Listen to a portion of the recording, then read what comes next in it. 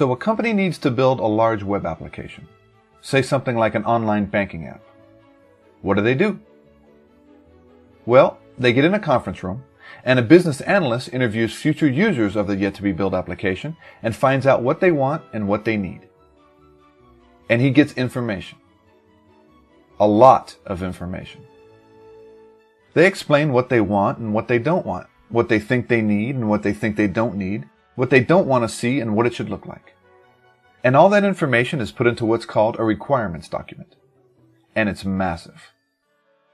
Then a business analyst meets with the suits that run the business and finds out what they want and need.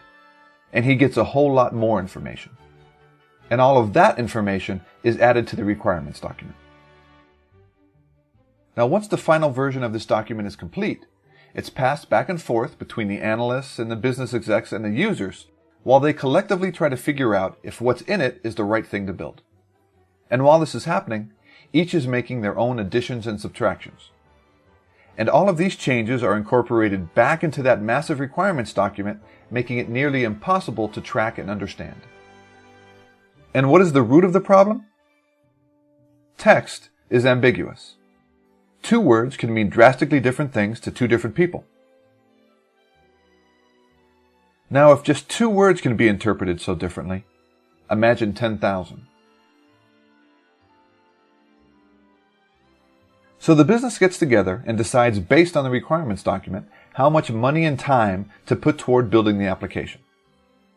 So once everything is signed off on, they give the requirements document over to the IT department along with a whole lot of time and money. And it's their job to decipher the document and build the application contained within. So many months and dollars later, the business has their new web application. So they take their newly built app back to the users to see what they think. And guess what? They hate it. Why? Because the business analyst misinterpreted some of what they asked for. The IT department misinterpreted some of what the business analyst asked for. Things they thought they wanted they really don't need, and a bunch of stuff they do need is missing because they didn't know to ask for it, because they didn't know they'd need those things until they had a chance to use the application and find out. And by the way, someone forgot to include a submit button on the change password form. So now the business has to go back and figure out how much more time and money to spend fixing the application. So why did this all happen?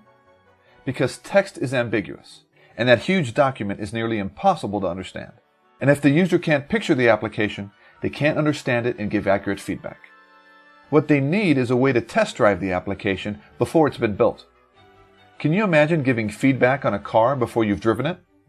Until you wrapped your hands around the steering wheel and felt how it handled around the turns?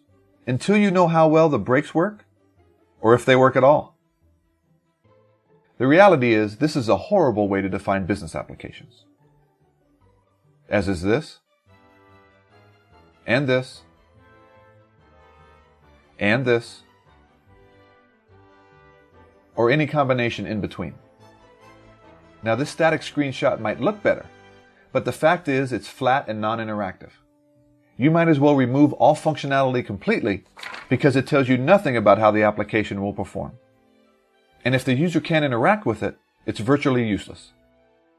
Now, what if that business analyst had a tool that allowed him to easily create a mirror of the final application before a dime was spent building it? The user could log in and view their account just as they would the final application. They could interact with it and get a feel for how it would perform. They could see how the branch locations page would work, along with all functionality connected to it.